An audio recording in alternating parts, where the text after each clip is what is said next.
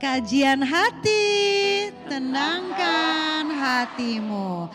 Boleh ya kita kasih satu lagi Boleh, ya silakan. ya. Oke, Terakhir boleh ya. tunjuk tangan langsung. Oke, silakan Ibu.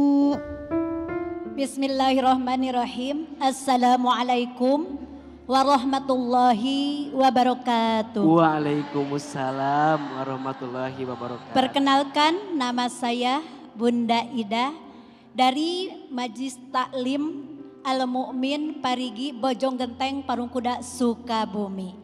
Begini Pak Ustadz, surat saya. Iya.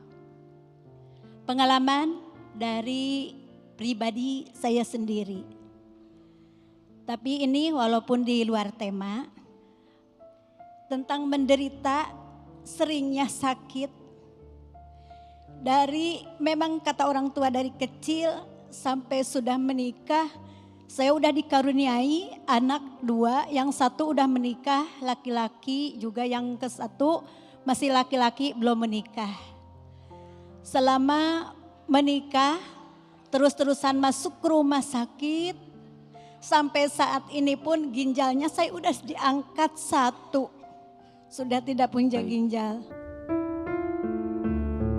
Yang saya sering dialami, sudah mengalami saraf kontrol 1 tahun karena ada benturan waktu suka nganter-nganter ke rumah sakit karena portal rumah sakit Sekarwangi.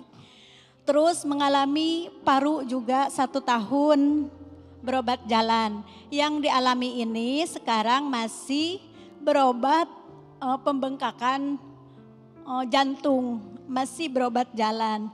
Namun kadang suka berpikir apakah iya Allah sayang sama orang yang sering diberi sakit. Saya direncanakan mau operasi ginjal waktu itu, kadang ada ragu-ragunya. Namun kehendak Allah yang lebih baik masih memberikan sama saya panjang umur sampai di titik ini bisa berdiri, berkah doa dari jamaah semuanya, berkah doa orang-orang baik. Saya masuk ruangan operasi jam 8 pagi, baru selesai jam 9 malam. Alhamdulillah. Jadi mohon maaf, berarti ginjal ibu sekarang? Tinggal 1 udah diangkat yang sebelah kiri karena tidak bisa dilaser, karena yang dibawa ke rumah batu-batuannya itu 15 biji. Dikarenakan memang jarang minum, sering bawa orang sakit, pipis sering ditahan, minum obat kimia terus-terusan. Baik. Ibu pekerjaannya apa di Sukabumi kalau boleh tahu? Kalau saya di ibu rumah tangga, namun sering membantu orang yang punya Jamkesmas BPJS bila mengalami orang itu sakit parah, saya suka bujuk-bujuk yang operasi payudara, yang operasi kista, bahkan ke Bandung juga nyampe karena sesudahnya banyak penyakit itu, sesudah saya pergi-pergian jauh karena sering begadang, dikira lambung saja. Pas diagnosa katanya ibu harus diangkat ginjalnya.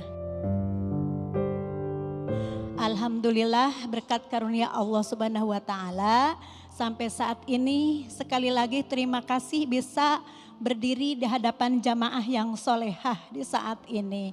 Namun yang saya tanyakan, apakah iya ini sakit terus itu sebagai ujian? Apa persekot dari Allah? Apa memang musibah? Bunda. 4 kabar bahagia untukmu yang sedang diuji dengan sakit. 1, ujian sakit itu adalah cara Allah mencintaimu. Jangan pernah bilang ketika Allah menitipkan ujian sakit kepadamu, Allah mengazabmu. Jangan. Ujian sakit adalah cara Allah mencintaimu, merindukanmu, memeluk tubuhmu, membelai kepalamu. Agar apa? Agar saat sakit membuatmu makin dekat sama Allah. Maka saat sakit Allah sedang mencintaimu. 2, ujian sakit itu adalah cara Allah menghapuskan dosa-dosamu. Saat sakit, Allah mencabut nikmat makan, betul? Saat sakit, Allah mencabut nikmat istirahat, betul? Mencabut nikmat sibuk kita, betul? Tapi saat Allah cabut semua kesibukan, Allah titipkan ampunan dosa dari setiap apa yang pernah kita lakukan. Wa ma asobakum mim musibatin fabima kasabat aidikum wa ya'fu an katsir. Dan tidaklah satu ujian sakit yang menimpamu kecuali disebabkan karena ulah tangan perbuatanmu dan Allah sedang menghapuskan kesalahan-kesalahanmu. Yang ketiga, ujian sakit itu cara Allah mengangkat derajatmu. Allah ingin hadir dalam hidup kita melalui sakit yang Allah titipkan kepada kita. Kalau semuanya sempurna, nanti kita lupa bersyukur. Betul? Kadang kita perlu dikasih jeda, dikasih berhenti dalam hidup agar kita bisa memahami nikmat Allah itu begitu luar biasa. Makanya nikmat sehat itu jadi berharga kalau kita pas lagi sakit. Dan yang keempat, ujian sakit itu adalah cara Allah menyiapkan surga untukmu. Siapa manusia yang diberatkan ujiannya di dunia, maka nanti Allah ringankan hisabnya di akhirat. Siapa manusia yang ujiannya disegerakan di dunia, maka nanti Allah mudahkan hisabnya di akhirat. Doa AA untuk yang sedang sakit.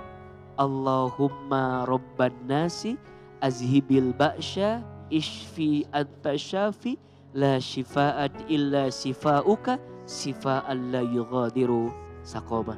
Ya Allah, Tuhannya manusia, Engkaulah yang menyembuhkan segala penyakit.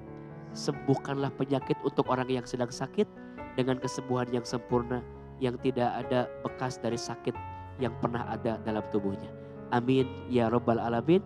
Ibu Ida sabar, kuat, dan untuk yang sedang sakit semoga Allah berikan kabar bahagia untuk kita semua. Amin ya Rabbal Alamin. Bunda, kajian hati, tenangkan hatimu. Nah sekarang Feby sudah bareng dengan Bunda Pia nih. Bunda kenapa sih kok Feby lihat kayak nggak nyaman gitu, kenapa sih? Iya nih teh, semenjak usia makin lanjut, makin susah atur berat badan, makin takut kena obesitas, mau diet juga nggak kuat. Oh, tenang Bunda, Feby punya solusinya nih. Renovit Gold mengandung L-karnitin yang bantu memperlancar metabolisme tubuh sehingga mencegah obesitas. Renovit Gold ini multivitamin dan mineral lengkap untuk usia 50 tahun ke atas. Dilengkapi 25 vitamin dan mineral yang bantu meningkatkan daya tahan tubuh. Wah, cocok nih buat saya. Manfaatnya apa lagi teh? Renovit Gold juga mengandung ekstrak huperzin untuk bantu cegah pikun. Selain itu, Renovit Gold ini juga mengandung beta karoten dan lutein untuk menjaga mata tetap sehat, melindungi mata dari penuaan dan paparan cahaya berlebih dari sinar matahari, cahaya handphone, dan TV. Sudah bersertifikat halal dan bebas gula, jadi aman untuk penderita diabetes. Diminumnya 1 kaplet setiap hari setelah makan. Wah, lengkap. Teteh minum ini juga. Nah, untuk usia produktif seperti aku, minumnya Renovit setiap hari. Dengan 26 vitamin dan mineral lengkap untuk bantu menjaga kebugaran dan daya tahan tubuh. Belinya di mana ini teh? Renovit dan Renovit Gold bisa dibeli di apotek terdekat atau di e-commerce. Nah, buat jamaah yang mau umroh atau bepergian jauh, jangan lupa bawa Renovit ya, supaya badan tetap fit. Renovit dan Renovit Gold siap jaga kesehatan dan daya tahan tubuh.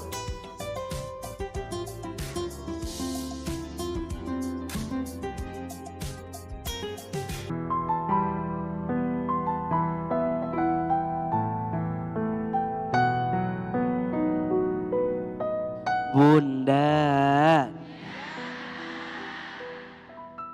apa yang dirasakan di hati menentukan apa yang kita pikirkan. Apa yang kita pikirkan menentukan apa yang kita ucapkan. Apa yang kita ucapkan menentukan apa yang kita lakukan. Apa yang kita lakukan menentukan apa yang jadi kebiasaan. Apa yang jadi kebiasaan menentukan karakter kita dalam kehidupan. Dan karakter kita dalam kehidupan itu menentukan nasib kita dalam kehidupan. Ternyata semua bermula dari hati. Bersihkan hatimu, lembutkan hatimu. Jangan ada penyakit hati di hati ini, agar setiap perjalanan hati diisi dengan kebaikan dan keberkahan. Insya Allah, semoga Allah jaga hati kita di dunia, insya Allah sampai ke surga. Amin ya rabbal alam. Ya Allah, sehatkan badan kami. Ya Allah, jauhkan kami dari penyakit ain ya Allah. Jauhkan kami dari orang-orang yang benci kepada kami. Jauhkan kami dari orang-orang yang iri dengki kepada kami. Ya Allah, dekatkan kami dengan yang baik. Jauhkan kami dari yang buruk. Ya Allah, lembutkan hati kami. Tenangkan perasaan kami. Bimbing langkah kami. Istiqomahkan ibadah kami. Wafatkan kami nanti ya Allah dalam keadaan husnul khatimah. Masukkan kami semua ke dalam surga-Mu ya Allah. Dan jauhkan kami semua dari siksa api neraka-Mu. Ya Allah, kabulkan doa-doa kami ya Allah. Ijabah doa-doa kami ya Allah. Rabbana atina fid dunya hasanah wa fil akhirati hasanah wa qina azabannar. Subhana rabbika rabbil izzati amma yasifun. Wassalamun alal mursalin. Walhamdulillahi rabbil alamin. Amin ya rabbal alamin. Silakan berpelukan, bersalaman kiri dan kanannya. Mohon maaf lahir dan batin.